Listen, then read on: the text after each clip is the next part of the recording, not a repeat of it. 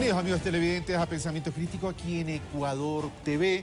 El día de hoy, como conocen, pues hay un movimiento inusual en la ciudad de Quito a propósito de que en la Asamblea Nacional se debatirá en el Pleno sobre la propuesta de la Comisión Especializada que tiene que ver con los 16 puntos de enmiendas constitucionales. Por tanto, es lo que está marcando la agenda política del Ecuador en este día jueves.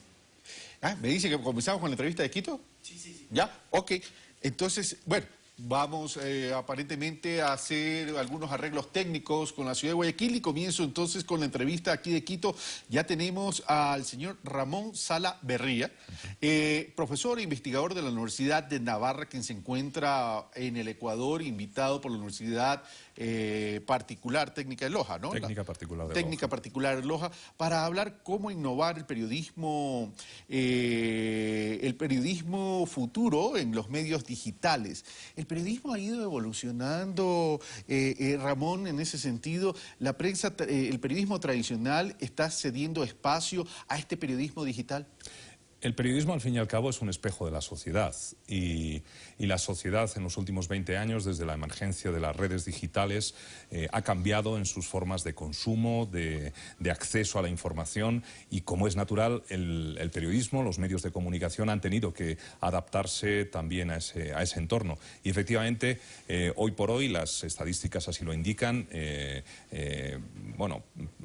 grupos mayoritarios de la sociedad ya acceden a la información a través de recursos digitales. Primero fue la web y últimamente de manera intensiva a través de los dispositivos móviles. Ahora, esto que la ciudadanía acceda a través de las redes, del internet, a plataformas, al periodismo digital, hace que el periodismo tradicional tenga que repensarse, porque no solamente son las nuevas tecnologías de la información, sino es qué calidad de información estamos suministrando hoy en día a esta gran audiencia, que ya no es local, que ya es mundial.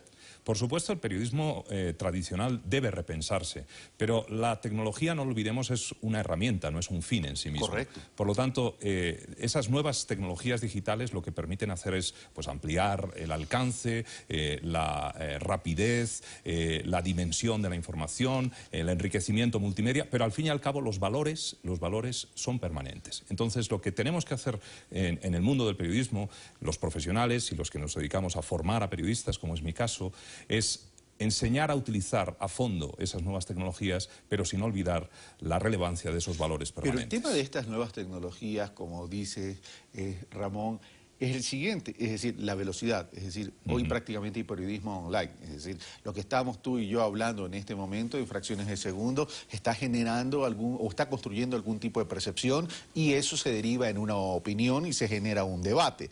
Pero por otro lado, la amplificación de este universo receptor, que ya no es receptor pasivo, sino receptor activo, ¿verdad?, también demanda y exige calidad.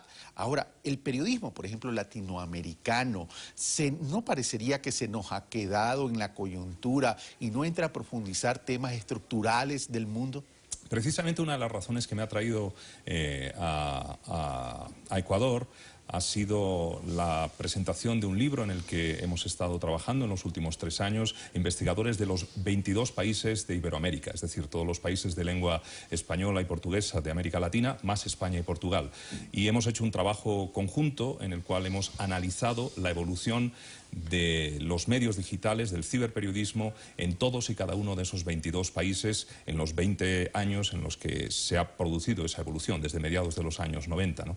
Y una de las conclusiones evidentes de ese estudio es que, efectivamente, América Latina, por supuesto, que ha acogido todas esas tecnologías y los sistemas de información de cada uno de los países han incorporado de manera muy relevante a los medios digitales. Sin embargo, evidentemente, todavía hay bastante terreno por recorrer, hay, dimensiones que todavía se han explorado poco, por ejemplo, la del ámbito de los llamados medios nativos digitales, es decir, los medios nacidos de la propia red y que no derivan de medios preexistentes. Y ahí, bueno, pues sí que es verdad que comienza a haber ya un cierto movimiento, pero todavía hay mucho margen de desarrollo. Ahora, el tema es la sostenibilidad también, porque los medios digitales están permitiendo la entrada a un periodismo independiente, no corporativo, por cierto, pero el tema es cómo sobrevivir, porque independientemente que se tenga la calidad, independientemente que se haga un buen trabajo, independientemente que ahí están estos temas cuya estructura de costos son más baratas que mantener toda una corporación,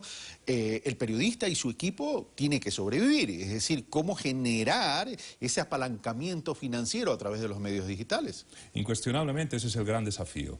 En estas 2 primeras décadas los medios digitales han demostrado que pueden alcanzar una gran audiencia, han desarrollado tecnologías para poder estar al alcance de los ciudadanos prácticamente de cualquier manera, a través de cualquier dispositivo. Tienen su propia narrativa, es decir, pueden contar las cosas utilizando un lenguaje específico de Internet, pero siguen sin encontrar un modelo de negocio. Y este es el gran desafío todavía. Si las empresas periodísticas hubieran alcanzado una forma de sostener su actividad en términos de negocio también en la red, la historia del periodismo en los últimos 20 años hubiera sido bien distinta. Yo espero, confío en que en esta tercera década que se abre ese desafío pendiente, que es el gran desafío, y que por otra parte también ha puesto a muchas de las empresas periodísticas tradicionales en sus negocios clásicos en una situación un poco de desequilibrio, por lo menos, pues esa incógnita se despeja. El tema es que para los medios de comunicación, sobre todo los impresos, que no han repensado ni han cambiado la dinámica, porque migrar del periodismo tradicional al periodismo digital no es tan solo hacer una página web y publicar en un formato distinto el diario impreso. Es decir, no se ha repensado, y por otro lado, esta amplitud de la información de la red ha hecho, supongo yo, que baje los indicadores de circulación y de lectoría de estos periódicos o estos diarios tradicionales. Cuando un medio nace, cuando aparece un medio que no existía, para comenzar a dar sus primeros pasos, lo habitual, lo natural, ocurrió cuando nació la radio, ocurrió cuando nació la televisión en el siglo XX, es que se asemeje a los medios preexistentes, pero a medida que va avanzando, va desarrollando su propia narrativa, sus propias formas de contar la información. Esto mismo se está verificando una vez más en el caso de los medios digitales. Con 20 años de desarrollo, si uno analiza cómo eran los medios digitales originales de finales de los años 90, principios de este siglo, pues se da cuenta de que eran prácticos calcos, clones de sus correspondientes ediciones matrices en el ámbito de la televisión o de los periódicos. Ahora, en cambio, poco a poco vemos cómo su camino va siendo cada vez más específico, con géneros, con formas de contar, con relatos que son cada vez más propios, y lo esperable es que esa divergencia en las formas de contar la información aumente a medida que pasa el tiempo. Ahora, el tema es, ¿qué demandan las audiencias actuales, contemporáneas, con toda esta globalización de la información? ¿Qué están demandando? A ver, yo siempre he dicho, yo no soy periodista y nunca lo he ocultado, yo soy comunicador y tengo mi empresa de comunicación estratégica, por cierto, valga la aclaración, pero el tema es el siguiente: uno, cuando quiere entrar a un mercado, hace un estudio de ese mercado, y el protagonista de ese mercado son los seres humanos. En este caso, estas audiencias que demandan información. En este mundo globalizado, ¿qué están demandando?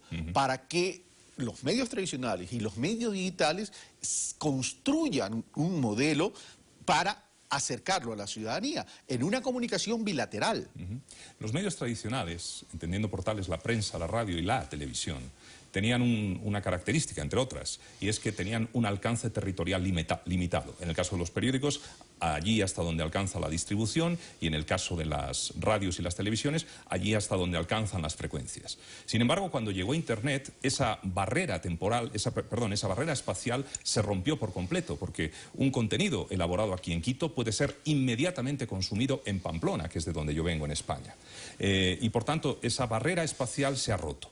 Esto ha multiplicado la competencia entre los, digamos, productores de información en la red, pero ha generado un nuevo tipo de audiencia, una audiencia que ya no tiene un denominador común de tipo territorial, sino de tipo temático. La gente se agrupa en la red en función de sus intereses particulares. Y entonces, si a mí me gusta la música, o me gusta la tecnología, o me gusta la literatura, yo probablemente encontraré publicaciones que pueden estar aquí en Ecuador, o pueden estar en España, o en Estados Unidos, o en Francia, o donde sea, pero que respondan a mis intereses de manera más profunda. Tus intereses y tus inquietudes, es decir, salir de esa óptica parroquial, que por cierto a algunos, sobre todo impresos, les hace falta.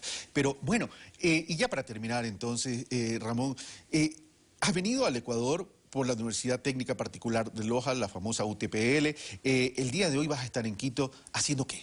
Pues ahora mismo, dentro de un rato, tengo una reunión con periodistas digitales y personas que tienen responsabilidad en medios digitales de distintos medios del país, particularmente de la capital. Y luego por la tarde, a las 6 de la tarde, haremos una conferencia abierta para quien tenga interés en acudir, donde pretendo hablar de tendencias de futuro. Cuáles son los desafíos, precisamente esto de lo que estamos hablando ahora, y cuáles son las líneas que se abren para el periodismo en el futuro.